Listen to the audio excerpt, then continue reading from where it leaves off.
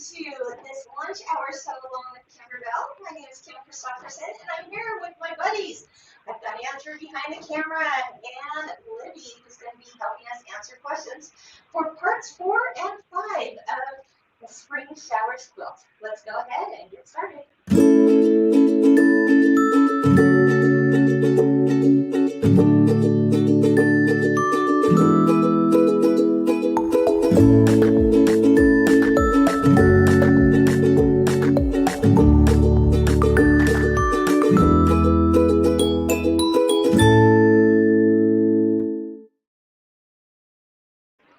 Alrighty, there we go. Welcome.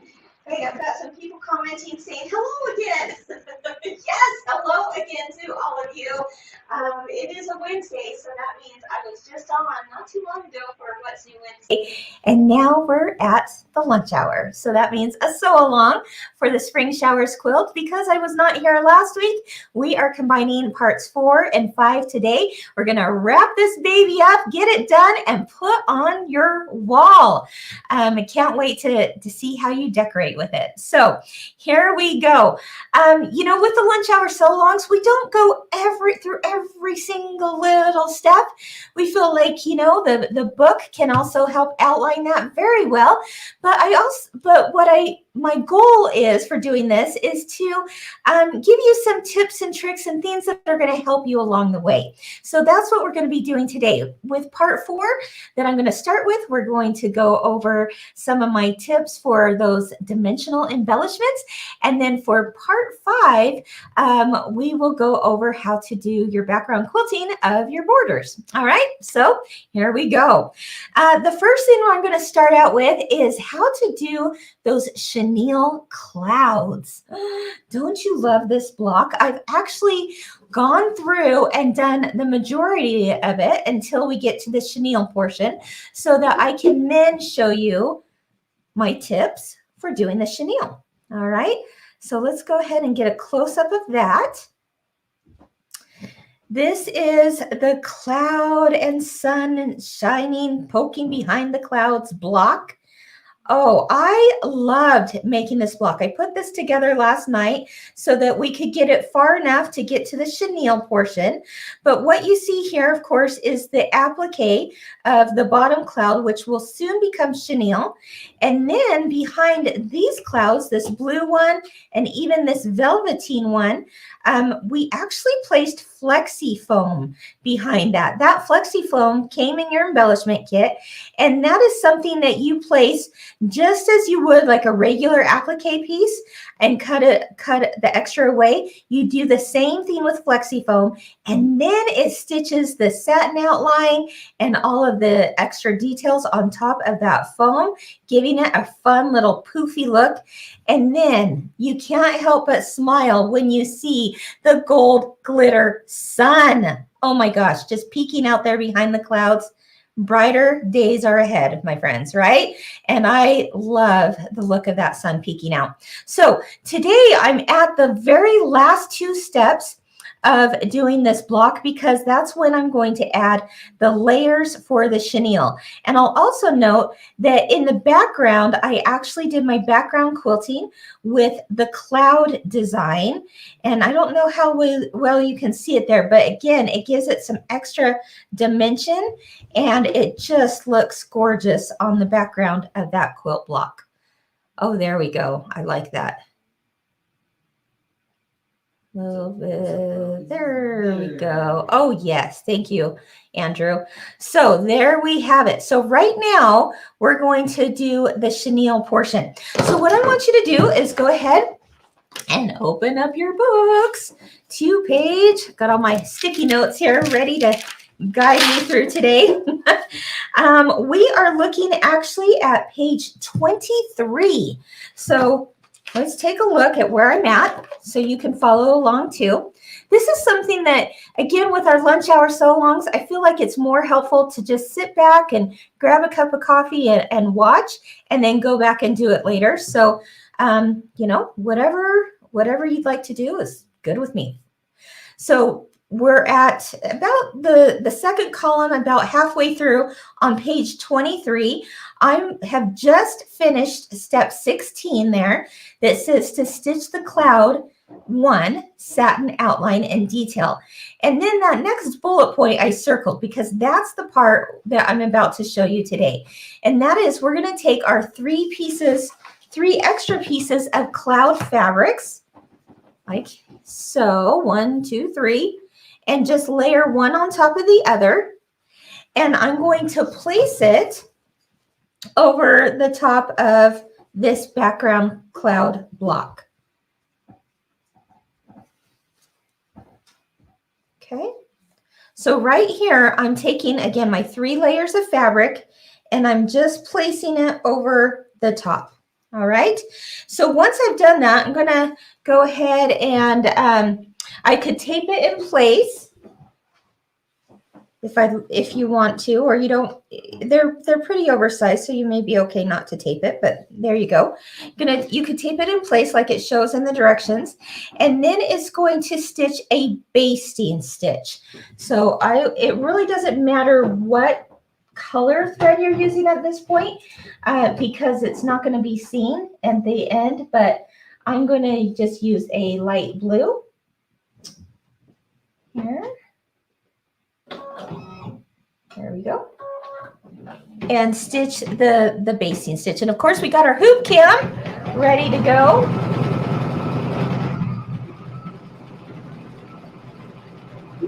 Gotta love that.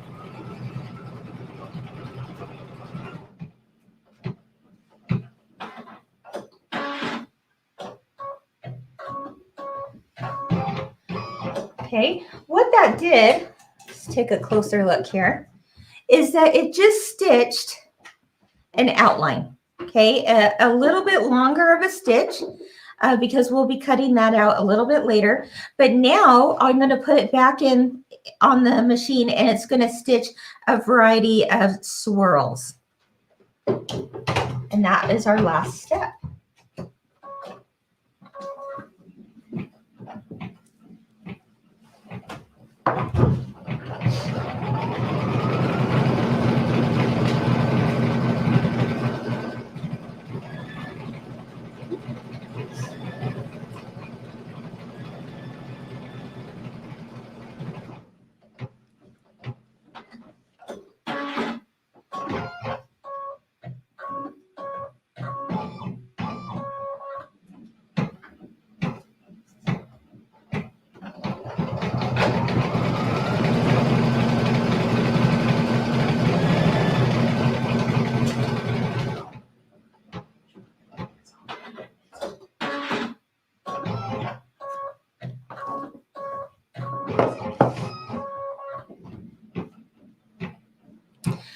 Looks like Debbie is asking. Oh, no, right here. Hi from California. Hi, Debbie. Are these recorded? I didn't get to see all of them. You are correct, Debbie. They are recorded. So that's the good news, is that at any given time, you can go back on our Facebook page or our YouTube channel. I think our YouTube channel is easier to find them than having it buried in on Facebook. But either way, you can watch them at your convenience.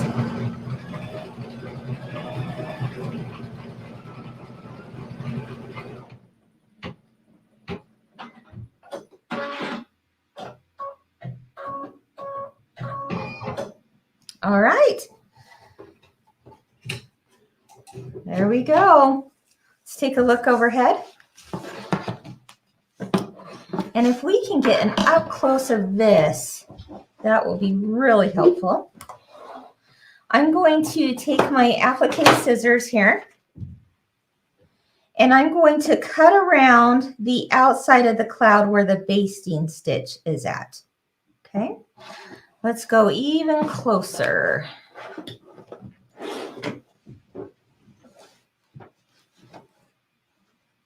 All right. Okay, because this chenille is a little different than what you might be used to. When we do chenille in the past, we usually except for maybe a rare occasion, we'll do parallel lines. That's normally how you would do chenille. In this case, we're going to change it up a little bit. We're going to go with the flow, the look, the movement of a cloud. And so therefore, it's a little bit trickier, not impossible by any means, but it's just a little bit different on how you cut it. So I'm going to show you that today. All right. So again, I'm going through 3 layers of fabric. I'm going to do just the top 3 layers of that fabric. I'm not going to cut the bottom base layer, which was the applique that we did at the beginning. You don't want to do that, okay? All right, so I've trimmed that away. Now it says that you can cut the basting stitches now too. So if I wanted to do that, a really great tool is our little tweezers. And so what's nice is that you just run it under there, under the little jump, and it has a blade on all 4 sides of this. So it makes it really simple to cut those basting stitches. Notice how I'm just sliding it through, okay? So there you go. It's going to rough it up on the sides. That's exactly what you want. And just continue to cut around there, okay? While I'm doing that, are there any questions I can help answer? None yet. All right, everyone having a good day? Is anyone done with their project yet? Anyone skip ahead? I wouldn't blame you if you did, because it's just too fun, right? All right, so you would just continue this process. Look how slick that is. There you go. Hey, Kim. Yeah. There was someone who said that they can't stop thinking about the 2 scoops bench pillow that you talked about today. Oh, I'm so glad you said that. Yeah, she's referring to my What's New Wednesday program today. That was at 10 a.m. Mountain Time. And if you missed it, it's not too late to watch. You can go back to Facebook or YouTube and see it. But every Wednesday, I try to share, just like it says, what's new at Kimberbell. And so, oh, I love these. I love this little tool. Anyway, so today I got to share the 2 Scoops bench pillow, which is brand spanking new. It will be out this next month, more towards the end of the month. But shops are taking pre-orders for that now. And it is pretty darn cute. I'm really excited to make my own. And we'll do a lunch hour so long for that too, of course, right? Got to do that. So thank you. I'm glad you like it. Okay, so easy enough, right? Just take your time and no rush. This is meant to be enjoyed. Enjoy the process, right? So it's going to rough up those edges. Not a problem. That's what you want, okay? And then the next part, I want you to pay careful attention. It's on, let's see, it's at the bottom of page 23, and it's showing you in black where I'm going to be cutting my chenille lines, all right? This is where some people might feel like, oh, I'm not sure if I'm cutting in the right place. You really can't go wrong. Just try to follow as close as you can between the lines. So I'm going to be cutting right along here and inside, okay? I'm going to then cut, let's see, the next one would be to come up here and down and cut. It's right in between the 2 lines. It's like a channel, right? And then I will do the same thing over here where I will cut it down and then around here. And then I will end cutting there. So I'm going to go ahead and go to that part. And I'm going to lift all 3 layers of fabric. This time I'm actually going to use our flexi snips to get in there real nice and because they're so sharp, it will cut through all 3 layers of fabric. Not a problem. Okay. You'll also notice that it says in red, there's some little lines in red. We want you to just take little snips in there as well. So besides, it's a little bit of music for you. Besides you actually clipping like the lines in between, like a row, you clip a row between the lines, that's what I should say. You're also going to take little clips in there, just like you see in the diagram. All right. See how nice these flexi snips are? They get in there, they're sharp, they're cutting through all 3 layers, and has a nice curvature along the bottom, so it's just going to glide right along there. Okay, so I've cut my line, but now I'm going to cut some little snips as well. Okay, it's going to look kind of funny right now, but no worries. You trust the process, right? I always like to say, trust the process. Our team has figured this out for you, so they're not going to lead you astray. Okay, so I've done this one, I've done that. Let's go to this next one.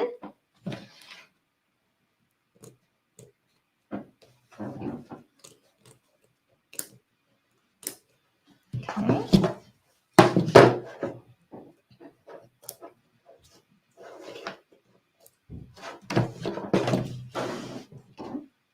I think I'm going to sneeze.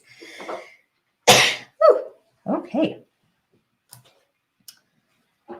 So snip, snip, snip. Don't overthink this. I promise you're not going to do anything wrong.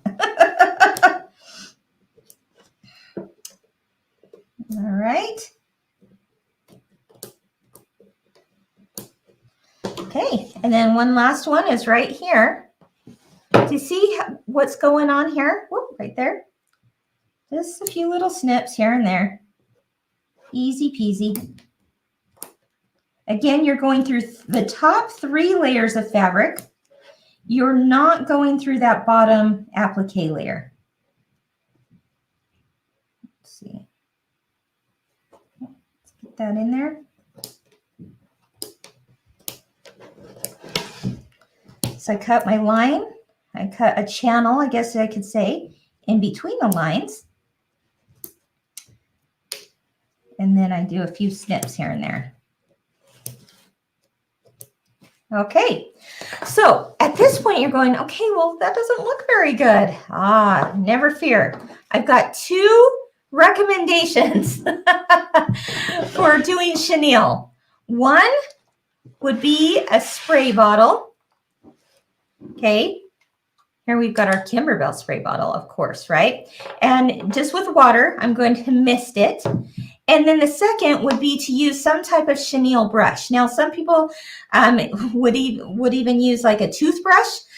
Some people would use a nail file. This brush is for the look of chenille, but it doesn't matter what you use. It's just you need to rough it up a little bit, okay?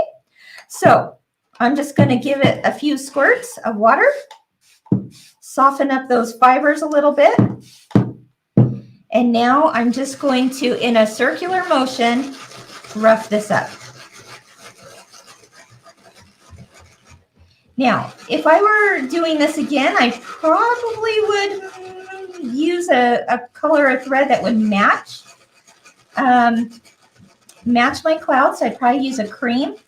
But once it gets roughed up enough, you really aren't going to see much of it anyway. So I think blue works. Look what that brush is doing. Isn't that great?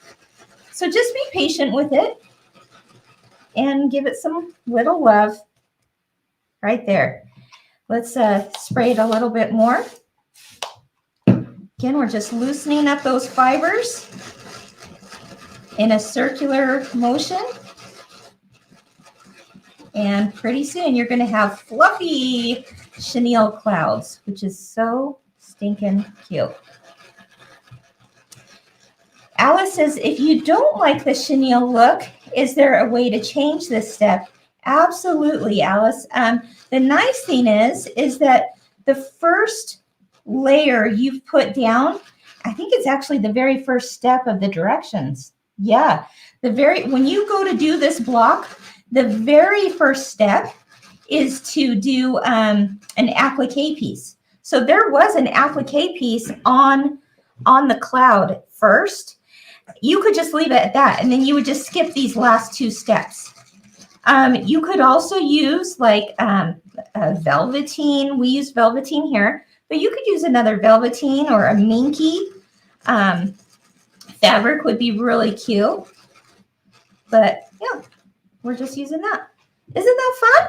So there you go. There's my 2 tips. A spray bottle with some water and a chenille brush of some sort, whether that be a toothbrush or whatever, just to rough that up a little bit. There you go. Okay, and if I were to keep working at it, pretty soon, it's just going to look all fluffy and chenille and poofy and all the things. So very fun. So there's that. We are done with this block. Ta-da! We'll toss it aside and go on to our next theme, which is the Bumblebee Wings. The Bumblebee Wings. Turn to page 29 with me. Let me pull this up on the machine. This one, you just need a 4x4 hoop and some water-soluble stabilizer.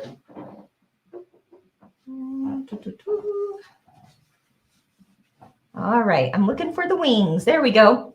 Now, you're going to be making several sets of wings. You're going to be making 4 different bee wings. So if you wanted to put all 4 of the bee wings together, you wanted to combine them so that you don't have to hoop as much, you could certainly do that. We're just going to do one today. So I have hooped my water-soluble stabilizer in a 4x4 hoop. Again, we are on page 29. And then I also have cut already in the list, it says that you need a couple of pieces of, do you see that? Can get it up close of that. This is tulle.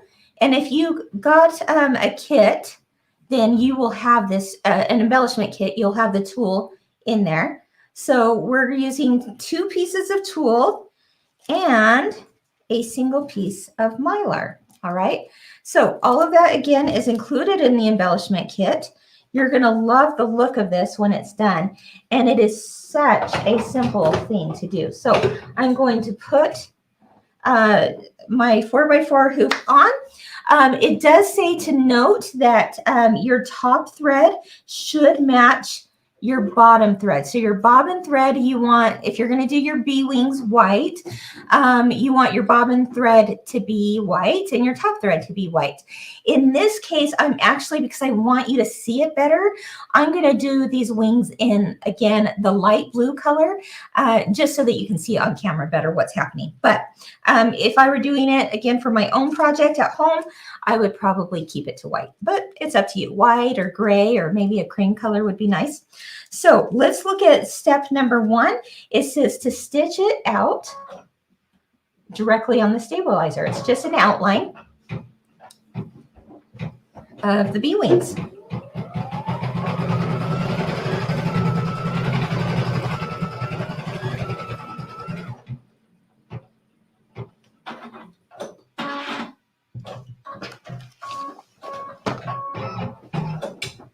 All right. Again, like I said, you could combine all of these, the wings that you need to make, the 4 sets of bee wings in one, but I'm just showing you one at a time here. So let's go ahead and go to the overhead. Okay. There we go. Can you see that? The blue, I try to do it in blue so you can see it maybe a little bit better. There we go. I like that. Thanks, Andrew. You're welcome. Andrew to the rescue again. Okay, now you've got a series of layering to do. What you're first going to do is you're going to lay down a piece of tulle directly over the top of those bee wings. Okay. Then after that, you're going to lay a piece of your mylar, your iridescent mylar on top. And then on top of that, you're going to finish off with another layer of tulle. Easy enough, right? And those are definitely going to shift. They're going to slip and slide, and we don't want them to slip, slide away, right? So I'm going to use my paper tape at this point.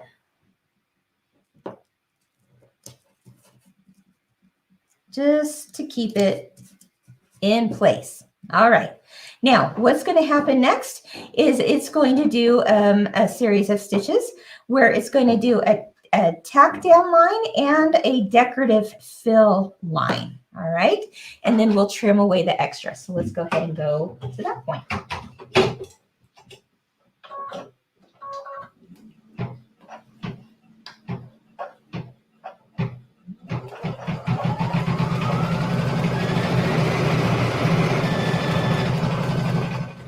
Okay.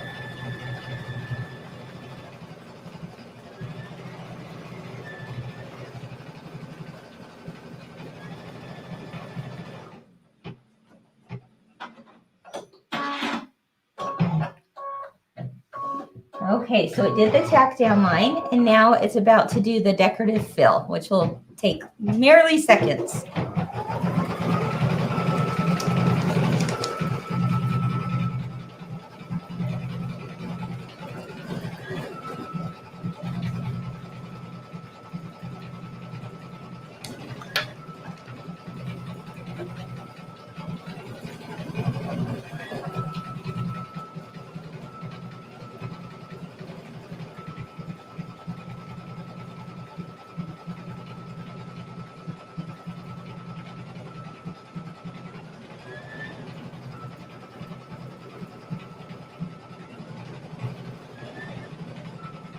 Ooh, I'm glad I'm doing this in blue because you're going to be able to see it so much better.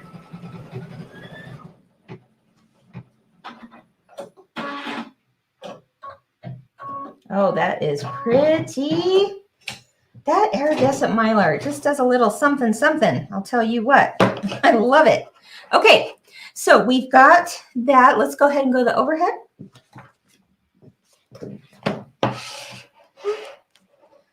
Again, I did this in blue so you could see it better. If I were doing this again at home, I would probably use white. White, cream, or light gray. All right. So what you want to do is trim away all this extra. So in order to do that, you're just going to take one layer at a time. Okay. And I'm going to use my flexi snips for this. And the first layer on top, of course, is that the tulle. So I'm going to trim that away, just right up next to the edge there.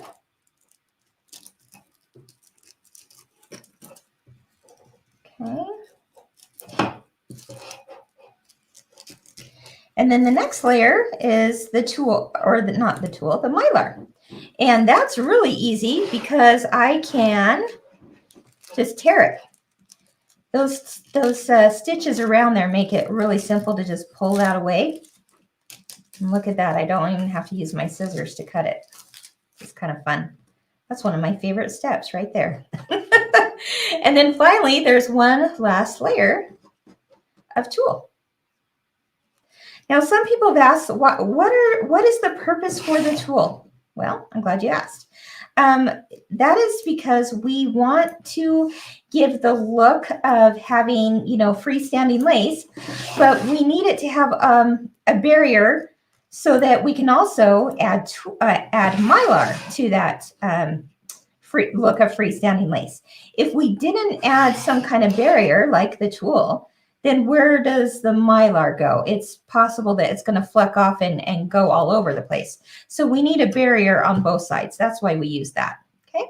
Now the final step is step 3, and that's going to finish us off with a satin outline that's going to go around the dimensional wings, and then we'll trim away and dissolve this extra in water.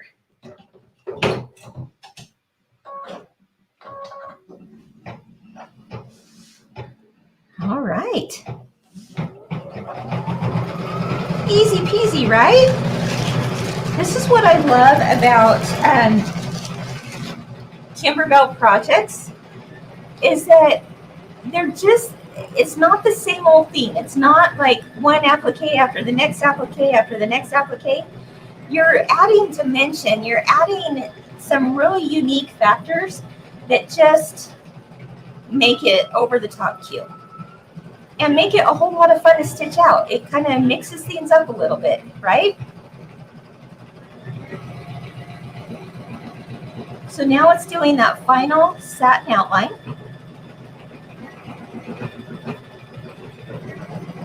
So that we can be ready to place the wings on the little bumblebee blocks. All right, we are done. Boy, guys, we are just whipping through this, aren't we? Look at that. Oh my gosh. Let's get it up close on this camera over here, Andrew. I want you to be able to see the glisten that's coming from those wings.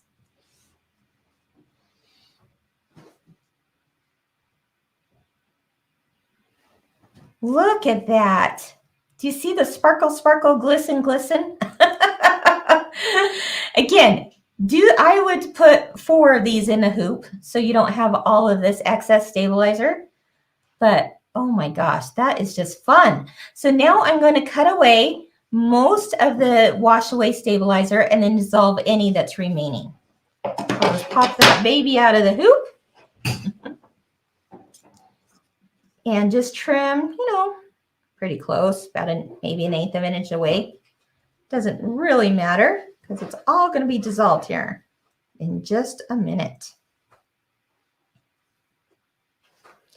All right, we're almost done.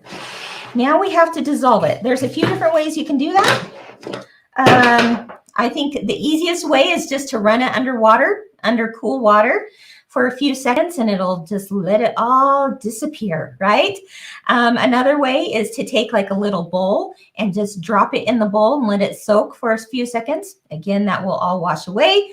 I'm going to try just spraying it here since we're live and I don't have a bowl in front of me. Let's see if that helps at all. Yeah, that starts to take it away too. If you do it with a spray bottle, I would just kind of, let's go ahead and go to the overhead. I would just run my fingers. Ooh, there we go. There we go. Okay, so I just sprayed it a little bit with water, and then I just ran my finger along there. I would only recommend this for like a smaller project where you don't have a lot of wash away stabilizer to dissolve. But look at that. It just took care of it. Just lickety split. Gotta love it. All right. So you're done with one of the wings. Woohoo! It's ready to flap in the wind. Bye-bye. All right. So that's the tip I wanted to share with you on that. Let's go to page 30. Where you've got the bumblebee blocks. I'm not going to do a bumblebee block today because this is just like your normal blocks that we did earlier in a previous episode of a lunch hour so along with this. But what I want to point out is that if you look at the top of page 31, after you've embroidered the bee's head there's going to be a placement line there so you know where to place this little portion, and then you're going to tape it down, the wings down, while it does a tack down line, and that's just going to hold it in place, right, until you can do the rest of the fabric of the bee. So it just tucks right underneath the bumblebee's main body, and once it's tucked under there, and then the applique goes over the top, you can't tell. Let's go ahead and go to the front. You can't tell how did you get those bee wings in there, right? It's kind of a fun little thing. I love, I've seen, of course, the bumblebee blocks themselves in the quilt, but I've also seen where people have used these same bumblebee blocks to put onto some tea towels. And I also, our team actually put these little bumblebees onto a zipper pouch that I thought was adorable, even with the little flappy wings to give it dimension. So yeah, have fun with those. All right, next, moving right along, let's go to think it's the flowers I was going to show you next. Yes, it's the flowers. Oh my goodness. Okay, let's take a close-up look at these flowers here. This is what we're going to be doing next. I'm going to actually show you this one today. Isn't that so sweet? And boy, once you learn how to make these flowers, I can see them on just about anything. Headbands, handbags, headbands, hoops like you see in the bonus project. Look at that. Isn't that something else? I just absolutely love it. Those flowers are darling and can be used way beyond just the quilt. So let's take a look at how easy they are to do. I've already got some steps stepped out for you. But what I'm going to do is I'm going to do the large rows as I showed you. And this is exactly what's also shown in the book. Okay. The rest of the flowers are done the exact same way. It's just that they have a little bit different of a petal to them. And some might be a little bit larger and some a little smaller. So this particular one, the large rose, does use a 5x7 hoop. There is a small dahlia that uses a 4x4 hoop, but it's all outlined there at the bottom of page 70. And what it says is that you need a piece of stabilizer, a wash away stabilizer. So I just wanted to show you real quick that Kimberbell has pre-cuts of wash away stabilizer. If you didn't know about our pre-cuts, you're going to love them. So these pre-cuts come in the wash away, the cutaway, the tear away. I'm using the wash away, and this is designed especially for a 5x7 hoop. And talk about convenience. All right. So I'm just pulled one of those out, and I'm going to place it in my 5x7 hoop. Hey, Kim. Yes. We have a question for you from Lynn Blazer. Okay. She's wondering what page you're on. Lynn, great question. I am on page 70. Page 70. Okay. And I am doing the large rows in pink, just like page 70 shows. All right. So now I'm on the second column of page 70. And the first step is to do a placement line on top of my stabilizer, so I know exactly where to place my felt. In your embellishment kit, if you purchase an embellishment kit, you will have a piece, a big pink, I think we call this pink grapefruit. Don't you love that? These have been specially dyed for Kimberbell to match our colors of basics and such. And this one I think is just gorgeous. So anyway, it's going to stitch this placement line, and then I will place this on top where it will then do the flower design itself. So let's go ahead and put that in the machine. And let me find the design real quick.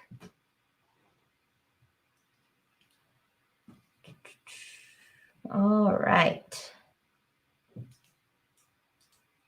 It's coming up right here. All right. Again, this particular one is for a 5x7 hoop. Okay, so the first step is to stitch that placement line directly on top of the stabilizer.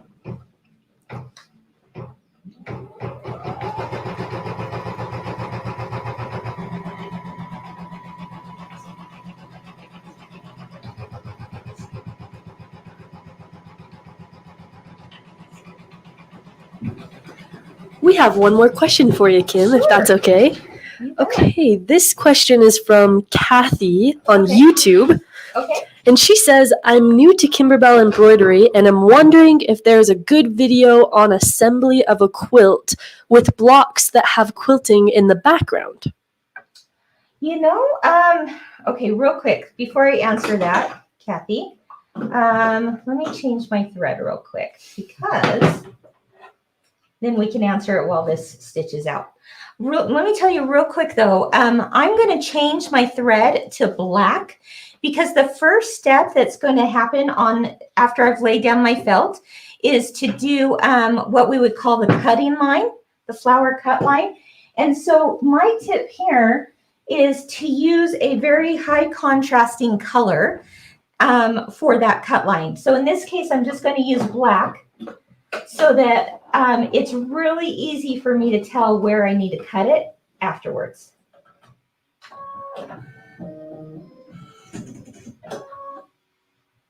All right, so that's going to stitch, and I can then answer, is it Kathy? Answer Kathy's question? Yes. Okay. You know, I don't have a video of that, but I'll tell you what, because if you use block by block quilting with your background quilting designs, and that's the method we have been teaching all along with this. If you use that method, then the great thing about it is that there's no batting inside the seams. So it's going to make it so easy to sew those blocks together. There's no extra bulk because there's no extra batting. It's the way it's been digitized. And the blocks will just come together beautifully and just at the perfect size too. If you will turn to page, Kathy, turn to page 67 in your book. And if you just take it one section at a time, there we go. If you'll take it one section at a time, it will show you in groupings how to sew those together. And once you follow along in those various groupings, super slick, super simple. All right. Okay. Hopefully that helped. All right. So what just stitched out, let's go ahead and go to the overhead. What just stitched out is what I would call the flower cut line. All right. Now it looks kind of funny right now, and it looks like a lot of, you know, crazy curves. Well, I'll tell you what, it's about to get even funnier looking because after I've stitched this black thread, I'm going to stitch the next step, which is the flower detail. Because I want the flower detail to be a different color, in this case, I'm going to change it to red. You're going to see lots of crazy red lines around this, but this is why my tip for this is to only use a black thread for your cut line. By doing that, you're not going to get the two different lines mixed up when you go to finish this or go to cut this. All right. So let me put the red on real quick. I would also change my bobbin thread to red at this point because it will show on the other side. All right. Okay, so I'm pulling this over here, and the next step is a decorative line. Whoops. Oh, Pam says, I think she's talking about after you get the whole front sewed together with all the blocks when you put on the backing and binding. Okay, Pamela, thank you for clarifying that. When you do that, once everything is sewn together, you know, everything is now quilted, right? And you're thinking, woohoo, it's done, it's quilted. Now I got to somehow put my back on, right? You've got a couple of choices. Some people will just put the back on as is because they've already had batting in each block. And then they do what we call stitch in the ditch. So that means, let's get a close-up of this, Andrew. If I'm stitching in the ditch, then I am stitching just with like either a clear thread or a neutral thread. I'm stitching between all those areas where the blocks come together.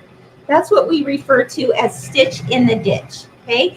And when I do that, I actually like to start in the center of my quilt and then work my way out, okay? Start in the center, work my way out, and do your stitch in the ditch, because doing that is going to keep the top of your quilt and your back together, right? Makes sense. But the second way that people do it, and actually the way we like to do it at Kimberbell, just because I think it hangs a little bit better, is yes, you put your project batting in each individual block, but we also add a second layer of project batting that's all one piece. And we make kind of like your quilt sandwich. You put your top, your second layer of project batting, and then your back on, and you do the same thing. You stitch in the ditch to bring all three layers together. So it's really a personal preference, but I will say that I think it hangs a little bit better on your wall when you have the second layer of project batting behind it. I hope that helped clarify that. Thanks, Pamela. All right.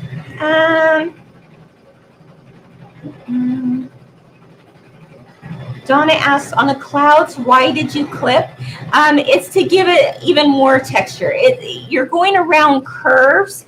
And so if you didn't have those extra little clips, it would be hard to get that curve nice and frayed. So that's why you add in a few extra clips around the curve. All right. Okay, Susan says, my background quilting is too large for my toadstool block. What can I do to help this and still have background quilting? Yeah, Susan, that's a great question. You can use clear blue tiles for that, where you could do it in 2 different hoopings. So I do have a video on that. It's a more general video. It's not for that specific block, but it's the same idea. It's the same concept.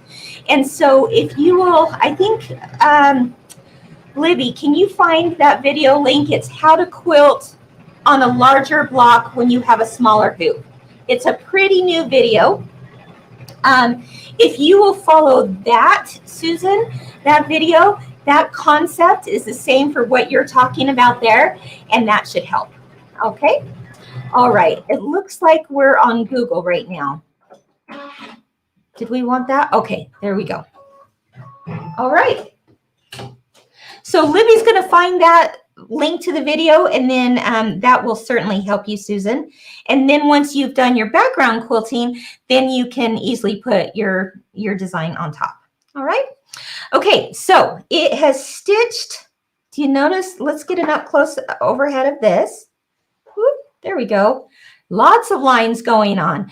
Do you see why it's helpful to have a different color thread like the black? It's kind of hard to tell the difference between these 2 colors on video, but I can see it very clearly here. The difference between my cut line, which is my black line, and my decorative stitch line, which are my red scallops. Okay, so what I would do is actually just pop this out of the hoop and start cutting on the black line.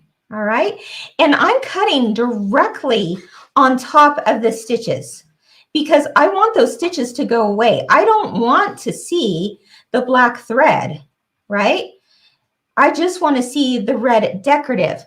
So I would continue this process of cutting directly on the black line until it was all cut out. And see, you got these little wispy hairs left from the black thread. Yeah, that's going to happen because you're cutting it away. In fact, you may want to use a piece of Kimberbell paper tape to then like lift up all those extra little stray threads. All right. Okay. So you'll continue this process until, I've already made one here for you, until it looks something like this. Okay. It looks a little funky right now, and you're thinking, how in the world is that turning into a flower? Well, let me show you. It's pretty awesome. So the first thing I want to do on this particular flower is take one of the wool felt ball, the pink wool felt ball, woo, that's in your embellishment kit, and cut it in half. So here you go. And just very carefully, let's go to the overhead. This is in the embellishment kit. I'm just going to very carefully cut that in half. All right. All right. You can save that for another time. Right now, I'm just going to use this one. Okay. And then it says that you can hand stitch this or glue this. And I'm telling you right now, my friends, it's all about the hot glue for me. All right, it's all about the hot glue. Ain't nobody got time for hand stitching these flowers. Hot glue it is. So you've got one end that's your beginning end, and then you've got the other end which has a more of a circle base to it, okay? This is where you want to end up. Let's go ahead and go to overhead. Woo, there we go. This is where you want to end up. The whole flower is going to sit down right there on that base circle here. So because of that, we're going to start on this end. Now, if I didn't have this wool ball, I could just start rolling this and I would still have the most beautiful flower you ever did see, even without the wool ball. But I'm going to use this. All right. So I'm going to take this end here and I'm going to just put a little dab of hot glue right along this base edge, not the scalloped edge, the base edge, and I'm going to start gluing it to the side of this ball.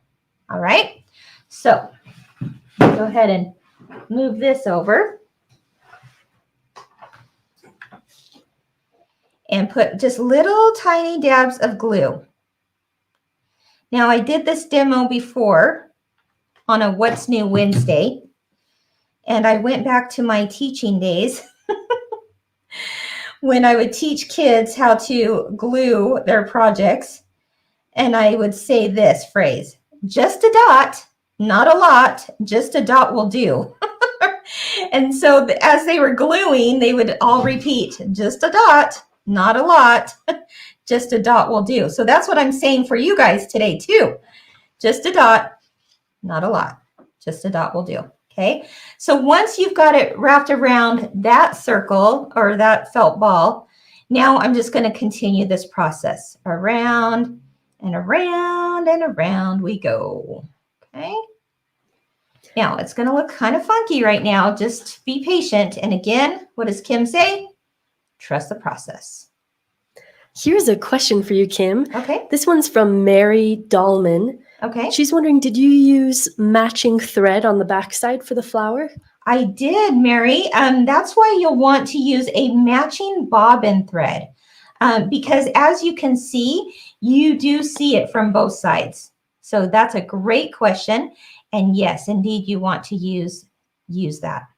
Oh, I forgot to mention too that after you've cut your scallops and you've got this long row of flowers, you'll want to just run it under some cool water and it will wash away the extra stabilizer because you used a wash away stabilizer, remember? And you don't want the wash away to show. You want it to be a pretty petal on the back, right? So you would do that. We are almost done. Isn't that turning out so cute?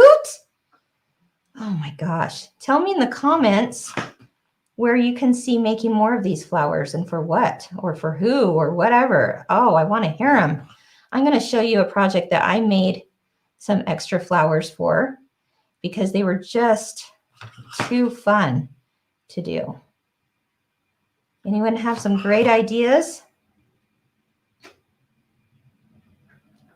at that. It's this, oh, hot, hot, hot. Be careful.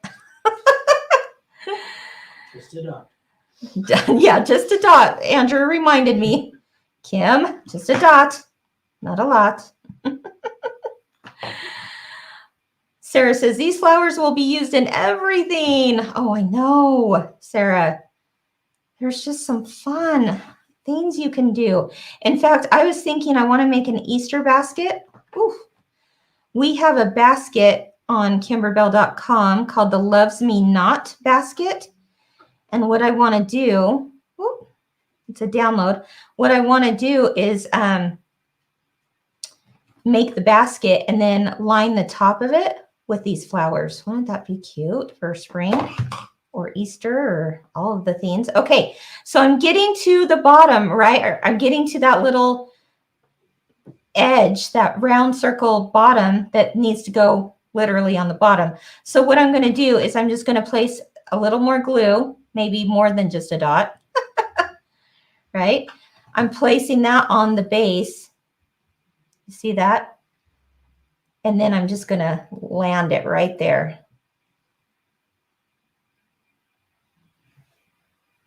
Oh my goodness. And if you want, you can just kind of poke out the petals a little bit. Oh, darling, right? So fun. So much fun, you guys. And that was, I mean, that was quick, right? No big deal. I want to show you what I made here. Here's another one I did. Haven't put it anywhere yet, but I actually used this same design. This is a good way to show you that even without the felt ball in the middle, look how cute that turned out. Not fun. I just rolled it like I did with the ball, just without the ball. There we go. But look what I made. I showed this on a What's New Wednesday a few weeks ago, where I took this design. This is a download from the Kimberbell Spring Volume 1. Let's get an up close of that. And it's for this little watering can, and it has like these stems coming out. But in the design itself, it said to use, you could use some, flowers, buttons, or whatever. But I decided, oh my gosh, I've got to make some of these for it, right?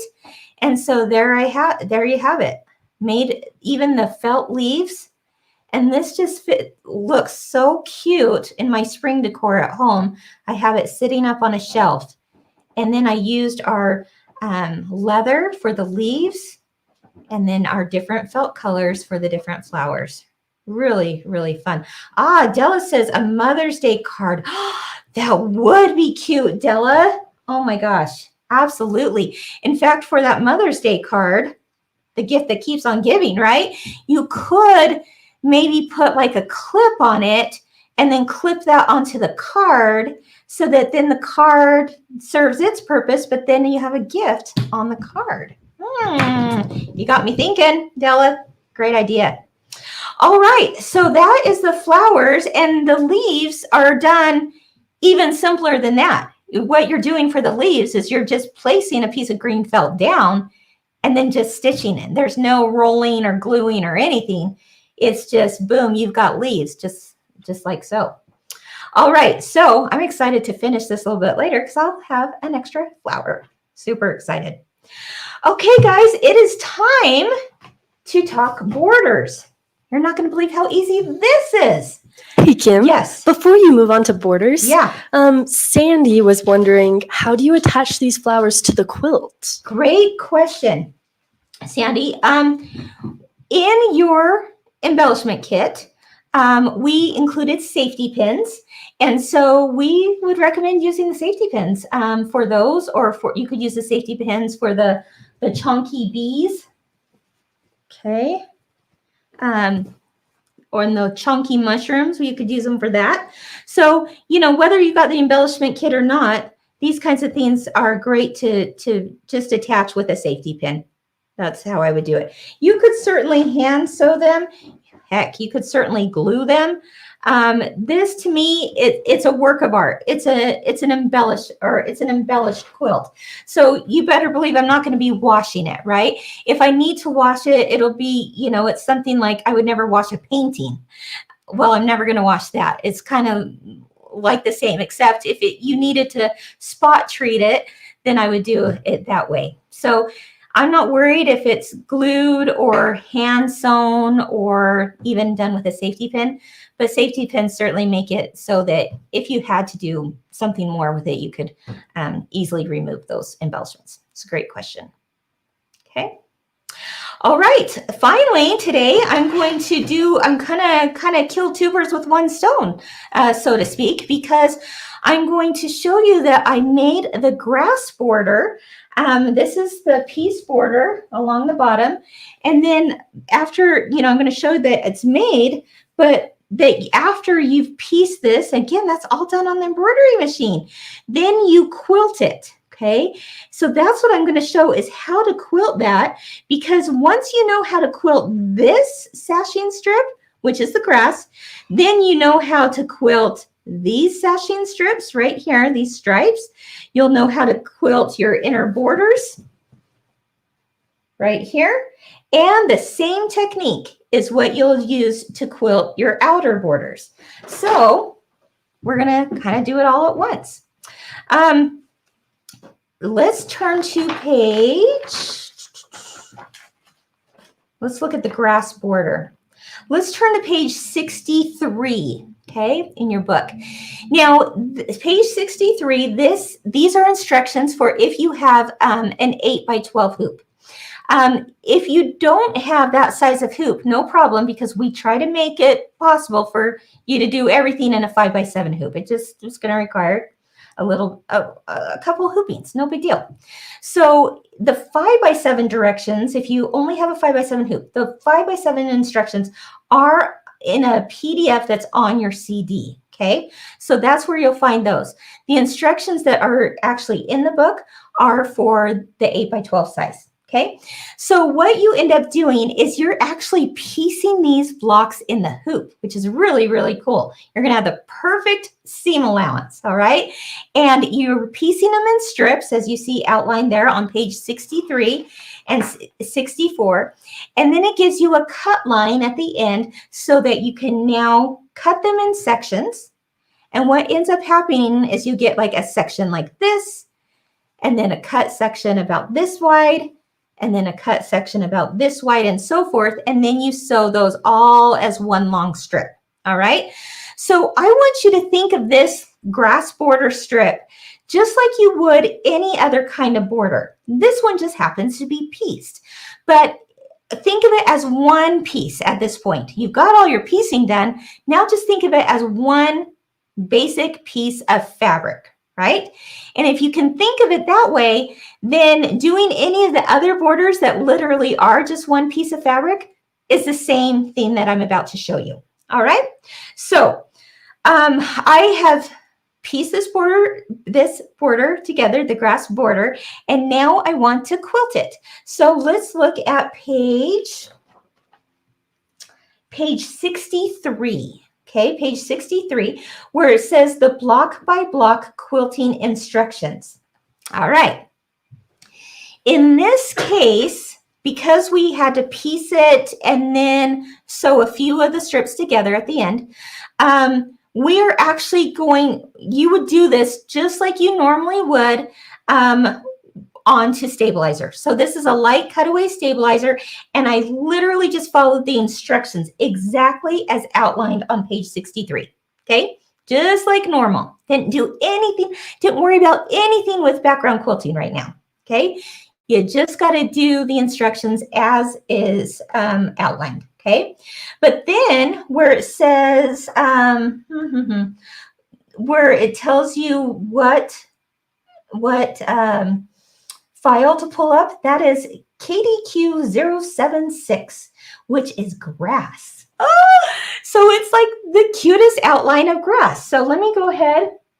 Let's go ahead and go to this camera over here so you can see my screen of my machine. Okay.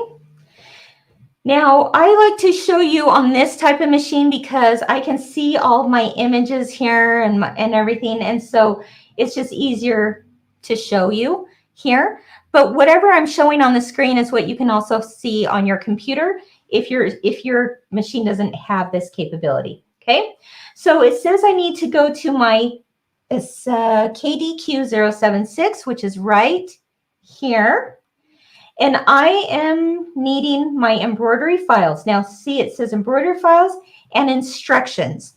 You'll want to, if you've never done borders before, print your instructions before you get to this part. But here's the embroidery files. All right. Then it gives you two choices. It says block by block or clear blue tiles. All right. We are going to use the block by block method. We used block by block method for the rest of this quilt. I'm going to use it for this border as well. I'm going to click on block by block, and then my file type is a PES format. And now you can see all of the designs that are included in there. And this one has, oh my gosh, it has the cutest grass inner border, which is what we're going to be using for this. And then it also has, for the wider strip borders, it has some potted plants, which are really, really cute. Can you get a close-up of that? How much closer we can get? Let me adjust. And it turned black. Oh, there we go. Oh, all right. You got to see this.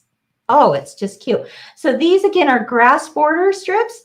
And then down here, you're going to see what the plants look like if we were to do the plants. We're going to just use the grass, but I just had to show you both because they're so stinking cute. Okay, so I'm going to show you in a 5x7 hoop that this can be done. So I'm going to click on the 1x7 border strip and then hit set and embroidery. All right, now I'm ready to go. Let's go ahead and go to the front. While I'm doing that, I'm using light cutaway stabilizer, by the way. And again, I'm doing this in a 5x7 hoop. If you have a larger hoop than a 5x7, use it, okay? That just means that you're not going to have to hoop as many times to get this border done. If you have a 5x7, the good news is you can still do it. You just have a few more hoopings. So I want to show you that you can still do it even with a 5x7 hoop. But like I said, there's different sizes available in the same download, and I would use the biggest hoop you can possibly have for something like this. Okay. All right. So I've hooped my stabilizer. It's in the 5x7 hoop. I downloaded and printed my instructions that came on the embroidery download. Okay, it looks something like this. Let's go ahead and go to an up close here.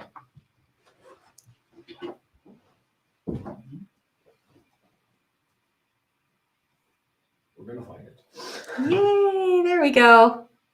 Okay, so you can see here that it comes with two different types of borders. This is a thinner border. This is our 1 inch and 2 inch borders, and it comes with grass. And then the wider borders are these plant pots of plants. Okay, now over here, it's going to show you all the different sizes it comes in. So the first number you see is the width of the fabric strip. So this is a 1 inch fabric width here. The next set is a 2 inch fabric width, 3 inch, 4, 5, and 6 inch. All of our borders come in those widths, anything from 1 inch to 6 inch and everything in between, okay? Now there's 4 different lengths to choose from. Well, within those widths, and how you choose that is it depends on how big your hoop is, which is great news, right?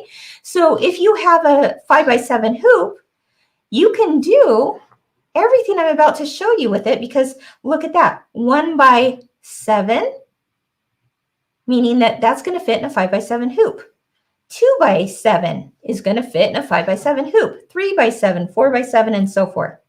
If I had the largest hoop, like a 14-inch length, then you better believe I'm going to go to the 1x14-inch length. That's what I'm going to pull up, or the 2x14, or the 3x14, and so forth. There's also 10-inch lengths and 12-inch lengths, okay? And the great news is that you can choose any variety of combinations that you want. Say, for example, you have a 14-inch hoop. And so you use your 14-inch stitch out, and then you do another 14-inch stitch out, and maybe you only have like 5 inches left of your border. Do you really want to use all that stabilizer just to do 5 inches left of your border? No. What you would do instead is just switch to the 7-inch length, because that's just going to give you a little extra, right? Does that make sense? And because these designs are all the same scale, you'll never be able to tell that you used a smaller hoop in some areas and a larger hoop in others. It's really, really great digitizing. So today I'm using a 5x7 hoop. My strip is 1.5 inches wide. So therefore, think about it. What design file am I going to pull up? This is 1.5 inches wide, unfinished. So I'm going to look at the finished size that I want, which is 1 inch, right? 1 inch wide. And then because I'm using a 5x7 hoop, I'm going to pull up the 1x7 inch border design. All right, with me? I've pulled it up. And now I can follow the instructions. If you forget any of that, there's charts. We like charts around here. So there's charts in your download. Don't worry about memorizing all that. Okay? But I'm going to go to page 4, right? Page 4. And page 4 says this is for your first hooping. Okay?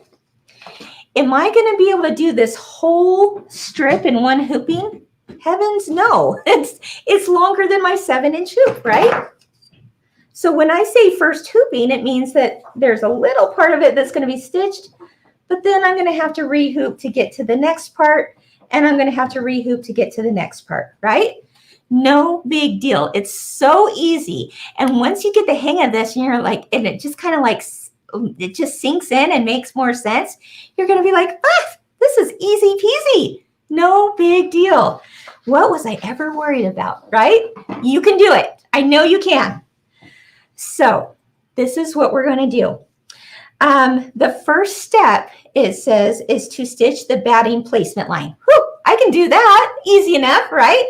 So I'm going to do that. And I'm going to keep my thread red for this just so that you can see it better.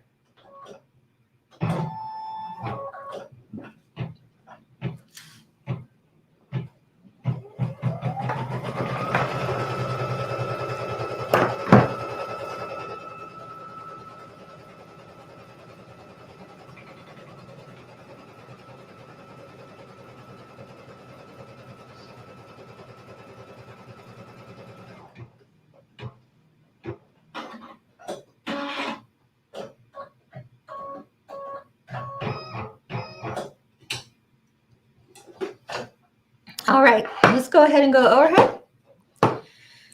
Now, I will say this. Because I am only working with one strip that I need right now for this grass border, I'm just going to do this on this stabilizer, and there's going to be some extra. I could use that later, maybe for a smaller size hoop I have. But I'm just going to do one strip. But if I were doing my sashing strips and my inner border strips, or even my outer border strips, and I had a hoop that was large enough that I could put multiple strips at the same time, I would totally do that, because then you're not wasting as much stabilizer, if that makes sense. Okay. If I were doing something that required lots of the same sashing strips, for example, I might put one here, here, and here. And now I can have 3 strips going at the same time. This is just one strip we're using. I'm going to keep it to just one strip here. All right. Okay. So the next step, again, I am just referring to the instructions that came with your download for background quilting. So the next step is to take a piece of Kimberbell batting, project batting, and you make sure that it covers this whole area.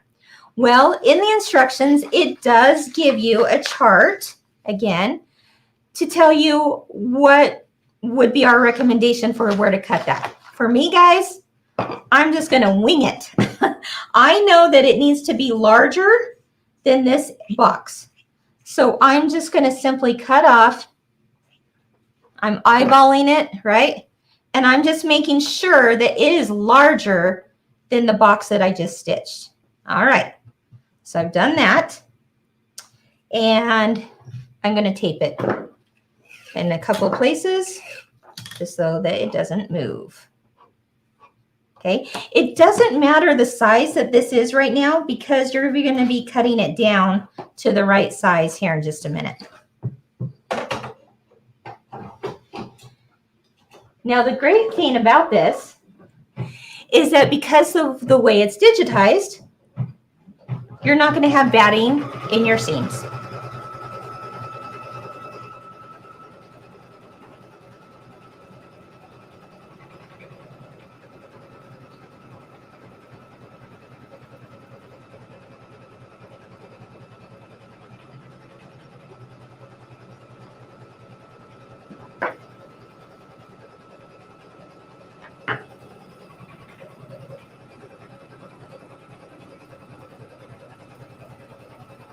Sarah says, your project batting is gorgeous to work with. Thank you, Sarah. That is so kind of you to say. Yeah, we love it. It's just the perfect loft. You're going to absolutely love working with it. And it's perfect for quilt blocks. All right, so now we have, let's go to overhead. We have our oversized piece of batting. So now I'm going to trim that away. Okay, this is the step that makes it so that you don't have batting in your seams, which is just awesome. Okay, you're just cutting right up against that line.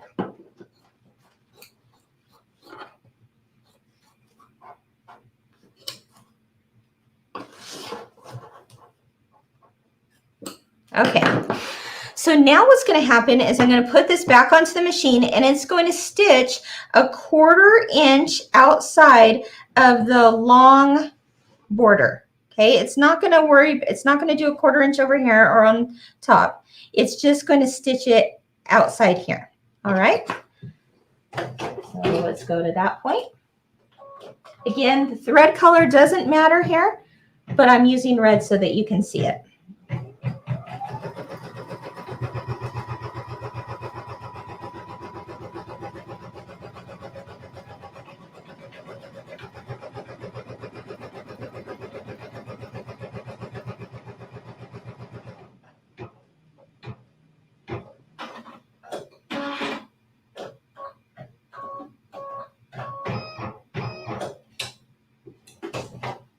All right, let's go to overhead. So as you can see here, it's done a 1/4 inch outside of this batting placement, just on the long sides. And now I'm going to take a piece of tape and I'm just going to roll it. Okay, and I'm going to place one at the top and one at the bottom. Okay, again, this is directly on the stabilizer itself. It is outside of the lines. It's just right out there.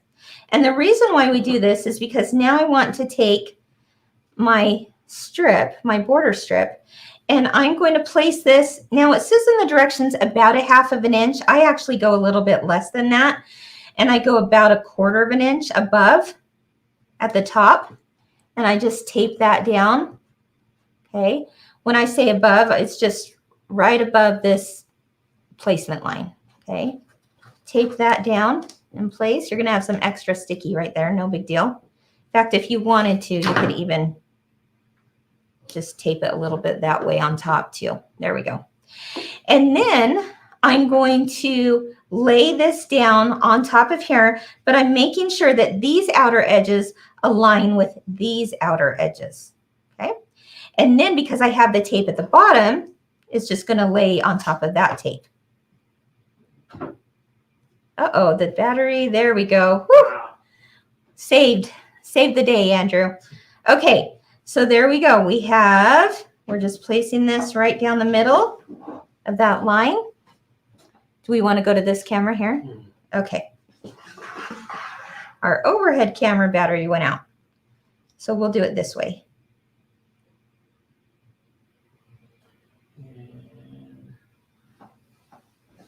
There we go. Awesome.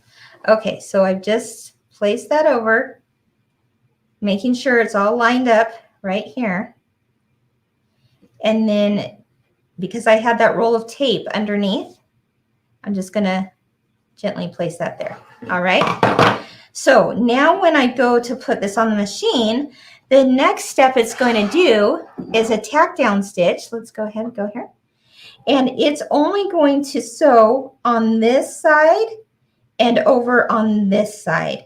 And that's just going to help keep that in place so that when you go to do like the actual quilting, it's not going to shift. Everything stays aligned.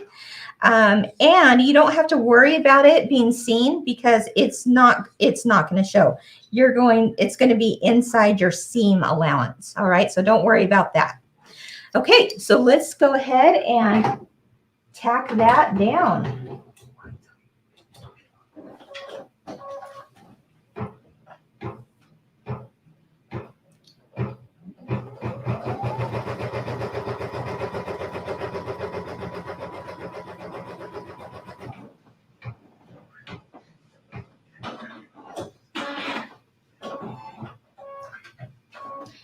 Do you notice how the tail is still at the bottom here? It's just kind of flapping around, waiting to be stitched.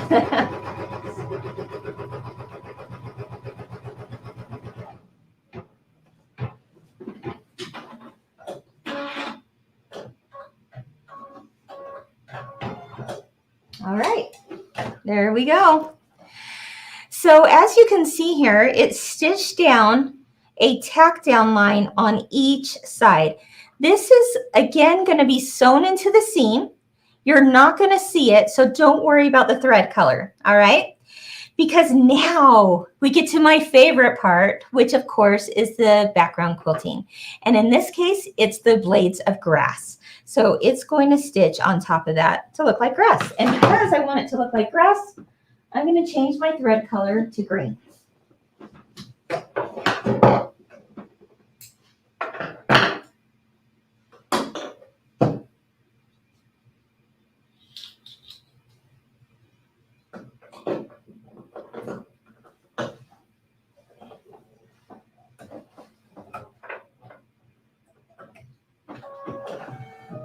You see how simple this is? And it's so much fun. And the beautiful thing about quilting it as you go is that it's going to be done. You don't have to then take it to get quilted somewhere. It's awesome. Okay, so now it's going to do our grass. Andrew, can we get an up close of the screen over here? I want them to see what the grass looks like.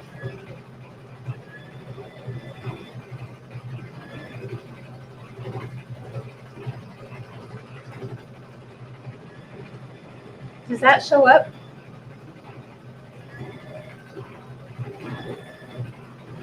See those fun blades of grass?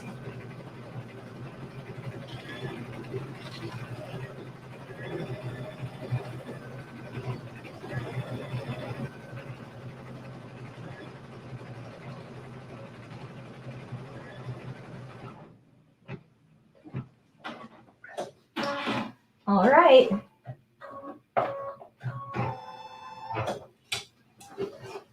Oh my goodness. That just makes you smile. It just does. Look at this. I hope you can see that, but that quilting are blades of grass going up and down all the way down the line. So stinking cute. All right. So now you're done with that part. We got a few more to do, right? Easy, not a problem. What we're going to do is pop that out of the hoop. And I want to trim away the extra stabilizer. Again, this is a cutaway, so there's nothing to wash away. There's nothing to tear away. We're just going to cut it away.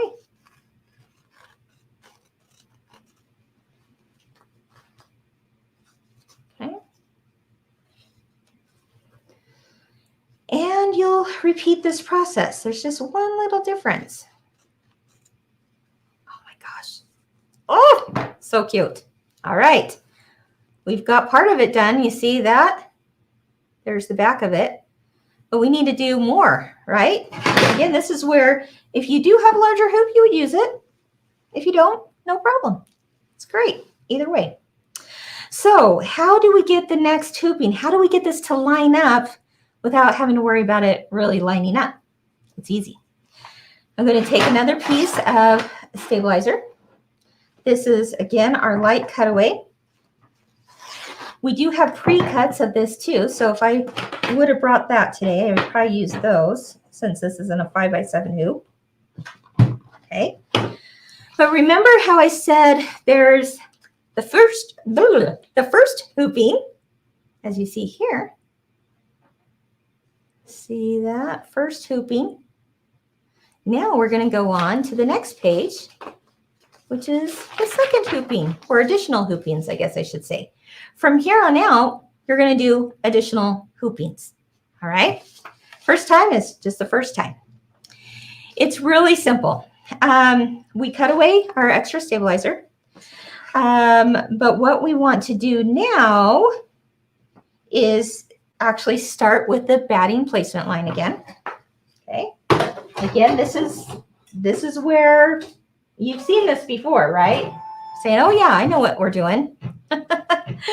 We're stitching the batting placement line. Then what are we going to do after that? We're going to place our batting down. What are we going to do after that? We're going to cut our batting. Easy peasy. But I'll show you what's a little bit different in getting that next piece to line up.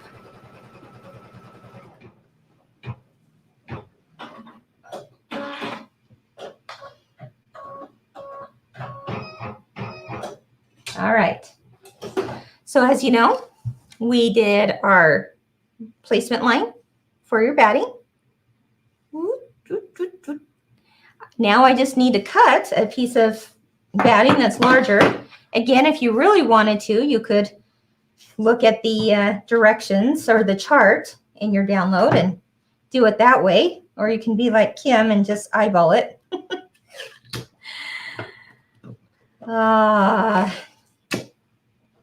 All right. So I just placed it larger. Now it's going to do a tack down line in that same area. And I will trim away the extra batting. Like, but Kim, this is the same as you did before. Yes, it is. Until in about 30 seconds. That changes just the teeniest bit.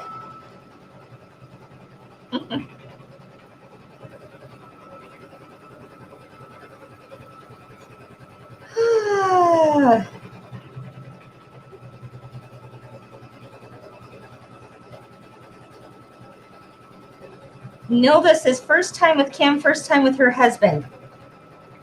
I think Nilda's thinking Andrew's my husband. He's not. He's good guy, but Ryan is my husband. I like you too, Kim. Thanks.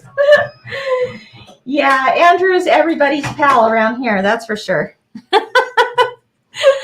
All right. So then here we have the tack down line. And now we just need to trim away this extra. All right. Nilda got a laugh out of that. Nilda, you'll have to go back and watch last week's What's New Wednesday at YouTube or on Facebook.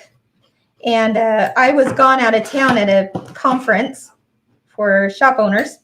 And my husband, Ryan, the actual husband, Ryan, he actually did What's New Wednesday for me, and he did a great job. So there you can see it there.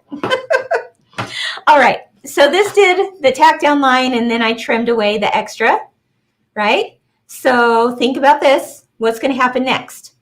It's going to stitch an outline on the outside of these long edges of 1/4 inch.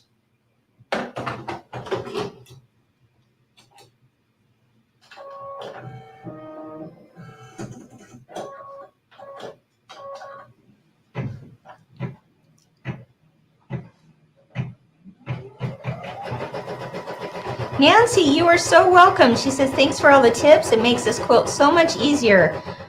My pleasure, Nancy. This is a thrill for me, just as much as it might be for many of you. I thoroughly enjoy teaching, and I thoroughly enjoy making this quilt.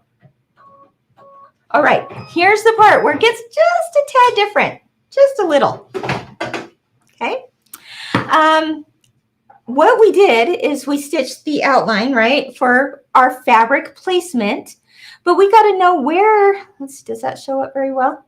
We got to know where to place that fabric, right? How do you do that? Well, the first thing I'm going to do, let's go ahead and go back to this one, I guess. First thing I'm going to do is roll a couple pieces of tape. Again, to go at the top and the bottom. We did this before. We're going to do it again. One's going to go up here. Again, this is outside of the outline, and then one's going to go at the bottom. This is directly on top of the stabilizer.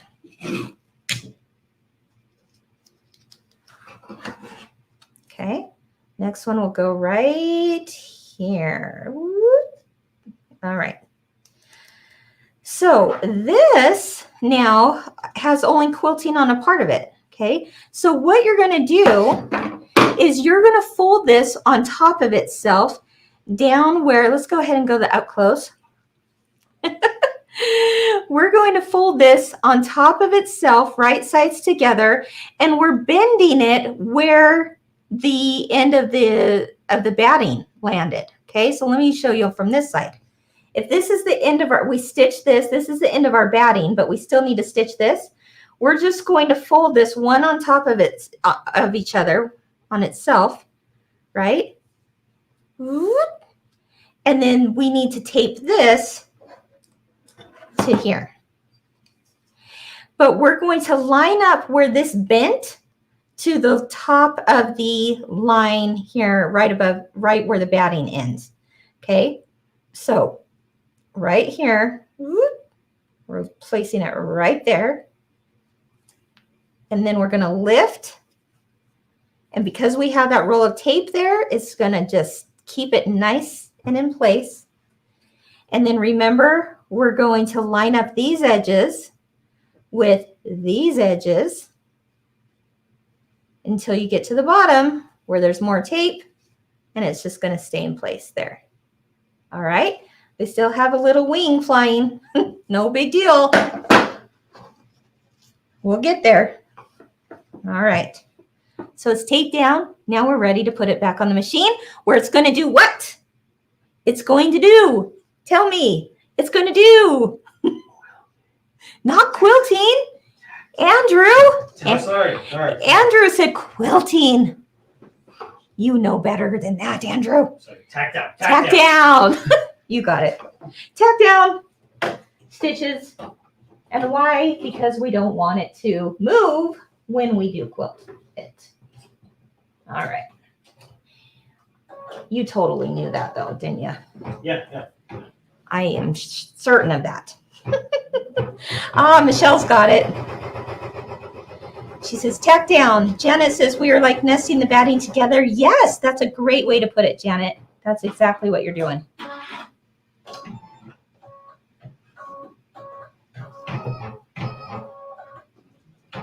All right.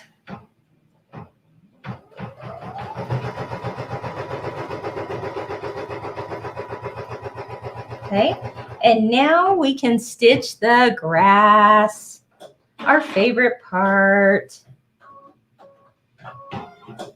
Okay.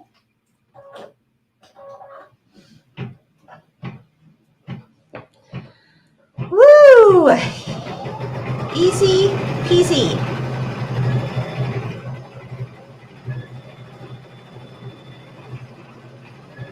Okay, I saw someone asked earlier about they can't get the gaps to line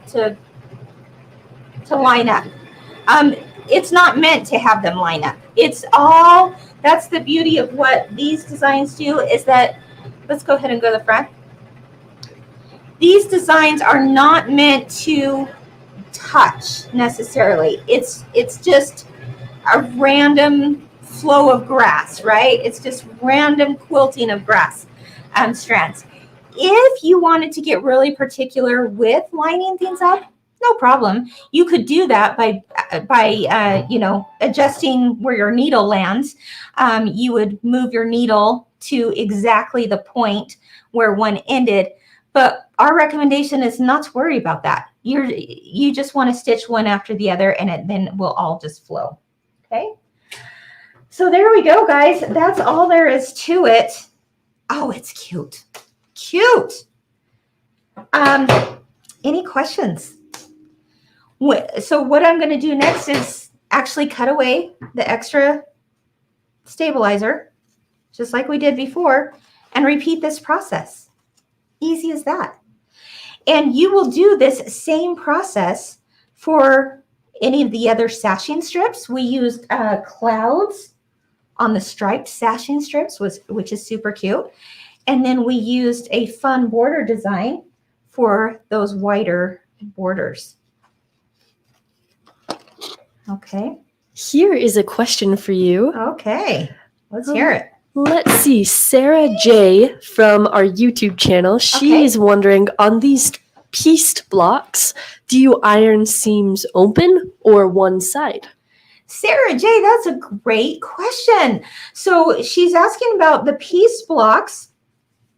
So you've pieced them in the hoop, but they were pieced in like sections, probably about this big, right? And then you do take it to your sewing machine and you do like four, I think it was like 4 different lines. When you go to press those seams, I did press them open. Let's see if we can get an up close of that. You certainly, I don't think there's one right, oh, it turned black. There we go. There's not one right or wrong way, but in this case, I just wanted there to be as little bulk as possible, that when I sewed those sections together, I did press them open. So hopefully that helps, Sarah. Great question. Donna says, I love how the borders come together. It amazes me every time. You're not kidding, Donna. I totally agree with you. It really is phenomenal how these are digitized so that there's no math, there's no stress, there's no lining things up. It just works. And the block by block quilting works so well for these kinds of projects because you want your quilting behind all of those fun appliques. And then if you want to go into more like traditional quilting, where perhaps you've pieced a whole bunch of blocks together and you want, traditional quilting so that your quilting's on the front and the back at the same time, that's when you would use the clear blue tiles method, which is really awesome too. We use both just as often as each other. All right, says, can you please show the strip embroidery on the finished quilt? Yes. Are you talking about the grass border strip?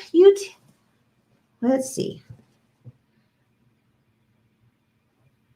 Let's get an up close. We're going to test Andrew's skills here. Oh, yeah, there we go. That's pretty darn up close there. Yes, there we go. Okay. So there it is, all sewn in. And then below it, like these sashing strips, exact same method that we just did. But now we put clouds on them. And then this outer border strip, exact same method. Exact same method. But this one, I know it's hard to see it here. But oh my goodness, if you could see it, let's see. I guess I have it here in the download. Do I? Oh, no, I didn't print it. There's 2 different borders that you can get with the spring quilting.